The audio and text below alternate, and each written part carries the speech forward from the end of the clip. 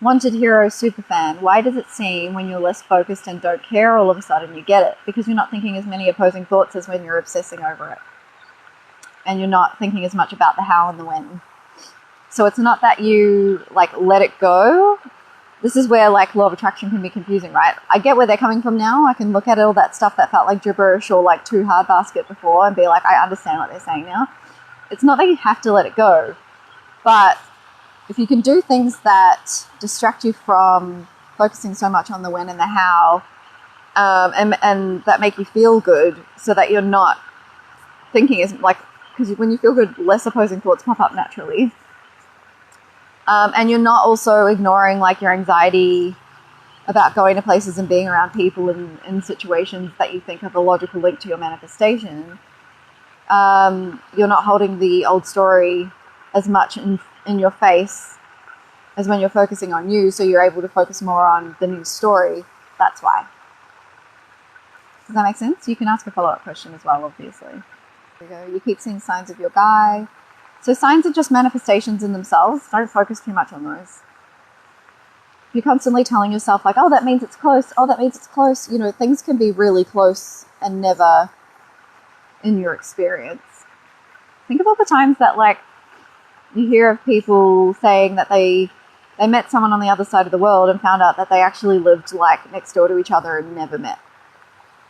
Things can be close and right there and you can, like, never see them. They can never be in your experience. So, like, don't focus too much on, like, same with birds before land. Like, yeah, cool. But, like, don't keep telling yourself, like, oh, it's close, it's close, it's close. Like, it's here. When you see something that's in line with what you want, that's an opportunity to... There's people running past. That's an opportunity to reaffirm that it's already here. So, Sophia, if you're new to my stuff as well, particularly, definitely go and binge my videos. I'll explain a lot of things that'll help you avoid the pitfalls of what a lot of people tend to do when they come to conscious manifestation, especially when they first come to it via the law of attraction. I hope that helps anyway. Hey, Lance. I'm good, thank you. Morning's awesome. I got up early today and I thought a live stream at the park would be delightful. Sun's out. Juzzy wuzzy fuzzy. In terms of living, you minimized your belongings so it made moving anywhere easier, and that allowed you to look for work near where you wanted to live and the balance of decisions. Cool.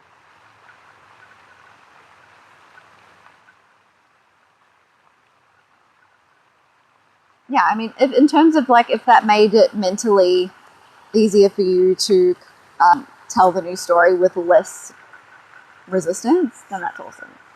But, you know, you can also affirm if you wanted to, and this is why I say, like, it's all about manifesting your version of an awesome life, right? Not everyone wants to, like, I'm not a labeled person. I don't have any interest in owning a yacht or anything like that, like all the stuff that you see a lot of people who talk about manifesting in more of a general sense, like me. Like, they make it sound like, yeah, like, if you don't want to be rich and have a yacht and Gucci handbags, which I have nothing against, but that's not what everyone wants, right?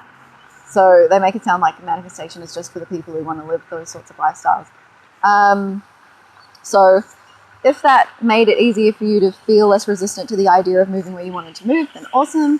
But I just wanted to also put it out there that you can also have more. You can also have multiple places to live. You can chase the sun around the world, you know. You can have lots of belongings and have places to keep them and all that sort of thing as well. But doing what feels less resistant initially is best. And then you always want to build on that, because this is why, like, I always say, don't focus on your self-concept being 100%, because then you create a limiting belief and a detour that if you're not doing it 100%, then you're not going to get what you want. And that's not the case. Your self-concept is ever evolving. It will always change. And it can go backwards too if you're not always telling yourself the favorable story, because anything you see, hear, think, and say enough times becomes a belief and programs your mind. So if, again, like, if you're watching the news and all the fear-mongering shit that's out there and putting yourself in situations where the old story is in your face, and you keep doing that and you're not able to counteract it, which is why often it's better to just not look at those things or not be around those things, then your self-concept can go backwards as well. So, but if you're aware of that and you do your self-concept work, and you manifest in all areas and you see all the wins, you will want to up your game constantly with what you want, as well as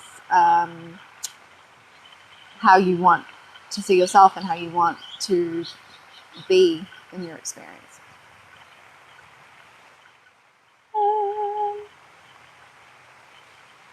You feel them so strongly, that's good, but, you know, also focus on you. Remember, everyone's you pushed out. So people tend to prioritize you, respect you, love you, care for you when you do all those things for yourself. What you fill your own cup with is what overflows into your world, what projects out into your world and onto the people in it.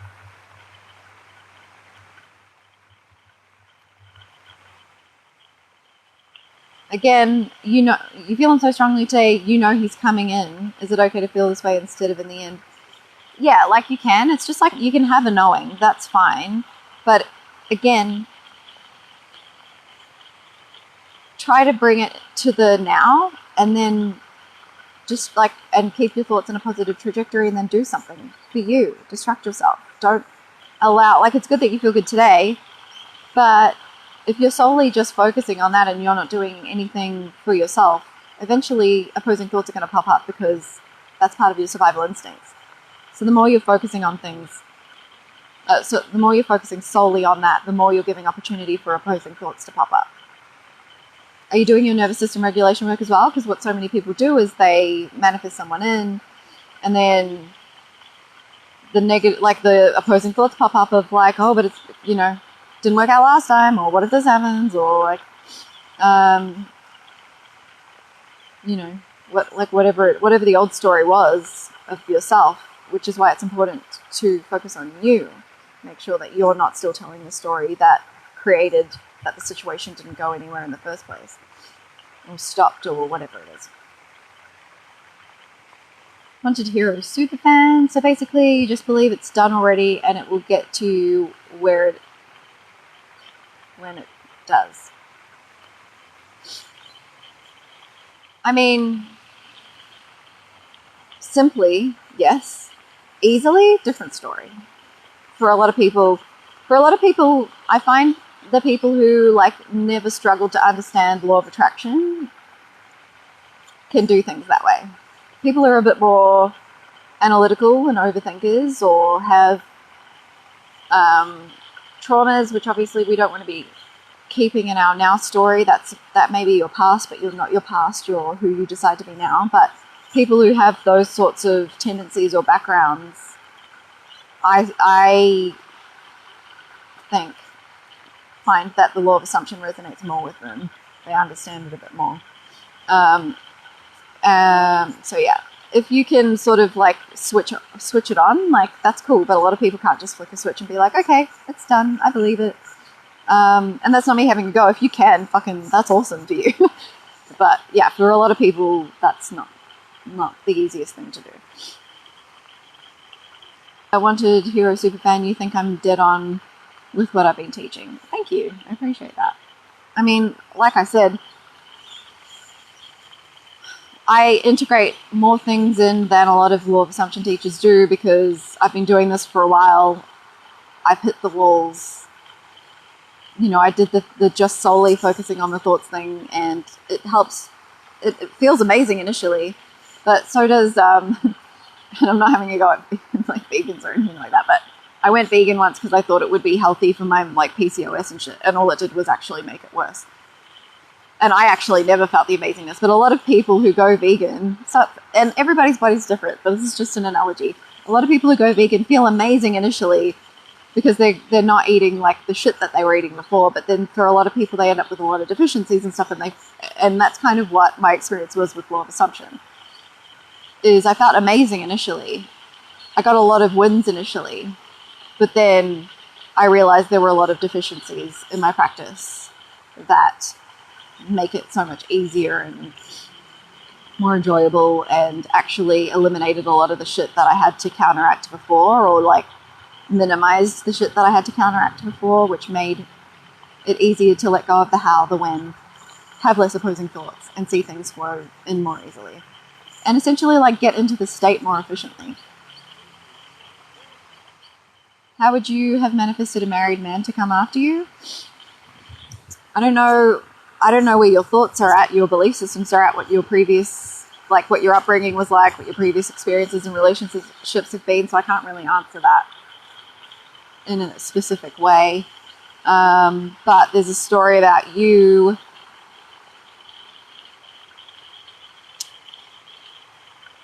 There's a story about you somewhere in your subconscious that, how do I word this?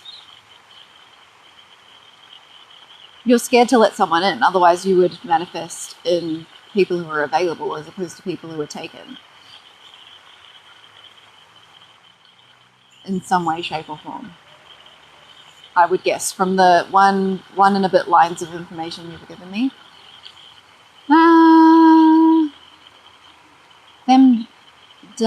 Is it Delamere?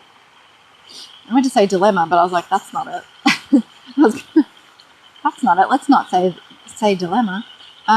You actually hiked and did your self-concept work, and that's how you felt him strongly. Right, yeah, cool. And you know why? Because you were doing something for you. That's why. When you're focusing on you, they're focusing on you. Everyone is pushed out. Lunar Magic, you're seeing SP tonight. Is it weird that you're not expecting anything? You're going with the flow? No, that's a really good place to be. That's why I say, like, it's okay to take, and most of you aren't ready for this, so don't take this as license to take forced action in the guise of fucking inspired action. I have videos on that on my TikTok and my YouTube. For those who don't know, I have a YouTube channel. Go subscribe. Go on. You know you want to. But in terms of, like, and I'm not saying this to you directly, this, Luna, you've just given me something that I can share with everyone else that'll be helpful. You can set boundaries. You can knowingly take action towards your manifestation. Make sure that you don't get into, like, micromanaging mode, because, like, the action that you knowingly take usually isn't the part of the most efficient route, or, like, the best version of the thing. Like, what you get from it might not be the best version of the thing that you can get. But you can knowingly take action as long as you're coming from a calm place and you're not attached to the result. Like, if you're doing something with an attachment to the result, you're usually trying to manipulate the physical world. You're usually taking forced action, which backfires.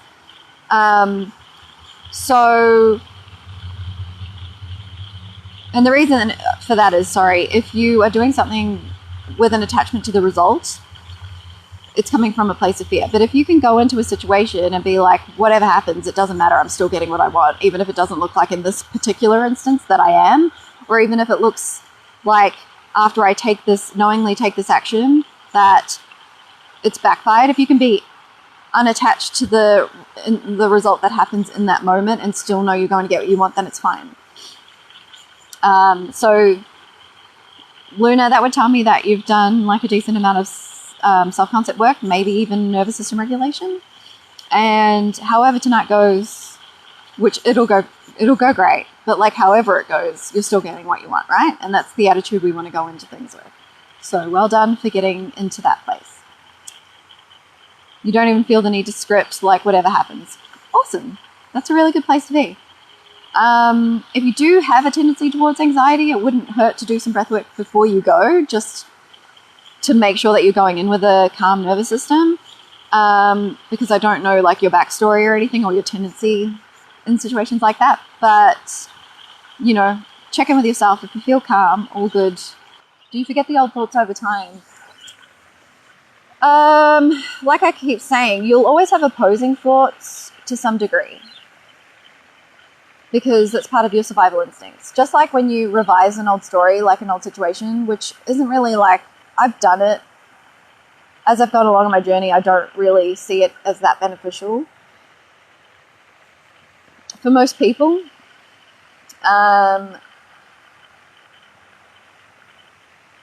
sorry, I just got distracted by something.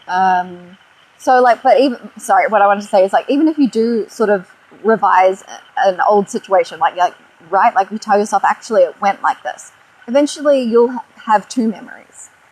You'll have two memories of that, the one that you created and the one from before, which you created as well, really, because like a memory is never an exact copy of an event anyway, and how you remember something is usually down to how you perceived it through the lens of like emotion or self-concept or whatever that you had at the time.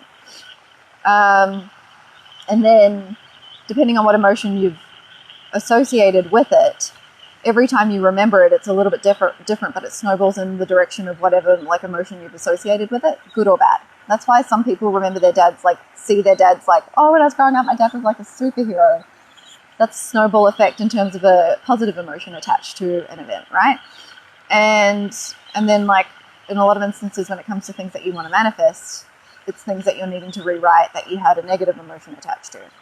So when you rewrite a memory, you usually have access to both memories. And then it's about choosing the more favorable one as it pops into your mind. But that's a lot of unnecessary work in my opinion. So you can do it. The old thoughts will still try to pop up every now and then, but if you're doing the work, the tendency will be towards the more positive ones. If you're focusing on you, the tendency will be towards more positive ones, less opposing over time, yeah. But like it's forever work, right? Because like I keep saying, anything you see, hear, think, and say enough times programs your mind. So if you do the work, but then you're constantly still listening to a lot of fear-mongering things or putting yourself in situations where you're around the unfavorable versions of people or whatever it might be, then that can take you back a few steps.